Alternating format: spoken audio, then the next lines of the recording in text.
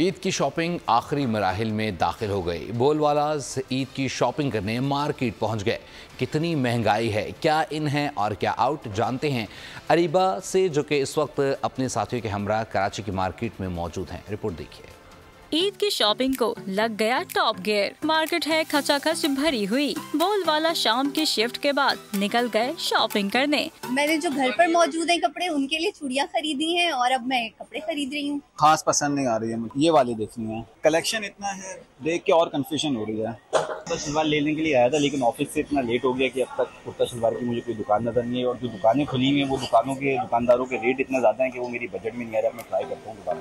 दुकानदारों का कहना है मार्केट में रश तो बहुत है, मगर महंगाई की वजह से सब विंडो शॉपिंग कर रहे हैं। बात यह है कि तो महंगाई होगी, आपको ही पता है, और दूसरी बात यह है कि एक कस्टमर लेने आता है, उसके साथ 6-7 ऐसे रैंडमली आते हैं। तो मेरी लेडीज से यही इल्तिजा है कि काइंडली अगर एक ने लेना हो तो एक ही घर से निकला करें, विंडो शॉपिंग कम करें, क्योंकि हमारा टाइम भी बचाएं, अपना टाइम भी बचाएं। दुकानदारों का कहना है महंगाई की वजह से कारोबार को बहुत नुकसान हुआ है। जहां लोग 3-3 सूट लेते थे, वहां एक सूट लेने पर मजबूर हो गए हैं। सब्सक्राइब करें और बेल दबाएं ताकि कोई खबर रह न जाए।